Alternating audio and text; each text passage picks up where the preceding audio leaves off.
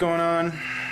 Gonna friggin' pull the motor out on my 1980 Pontiac Trans Am. Here we are in the garage. Gonna friggin' rip it out. Never done it before. Probably won't want to do it again. But I think I got all the tools and things like that that I might need. So it's got a Oldsmobile 403.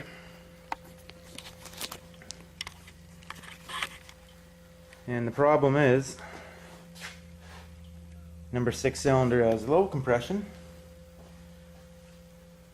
And probably got a whole bunch of leaky valve seals.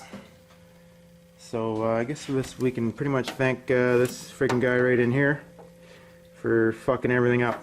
So anyway, compression tests have been done, leak down tests have been done by my mechanic, kind of reaffirming what I already knew. And this is where it's going down.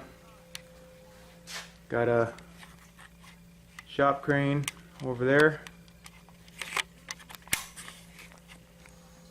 If you're from Canada, you're going to recognize the old friggin' brand name of Champions right here.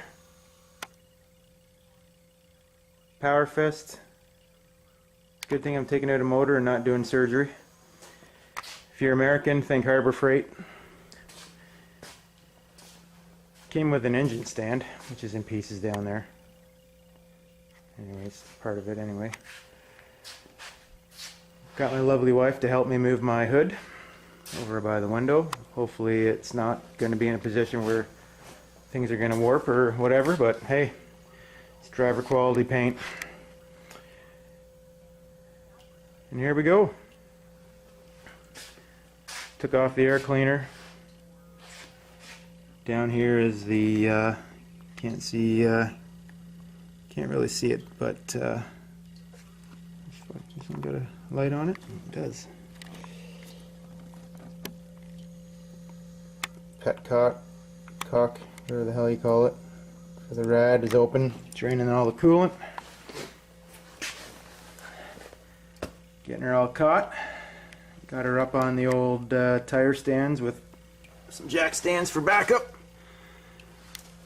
And now I'm gonna come around here and I haven't really made much of a mess yet, but there's a pretty good chance I'm gonna make one here when I undo the lower frig saker here for the rad hose. And then I'm going to try to find the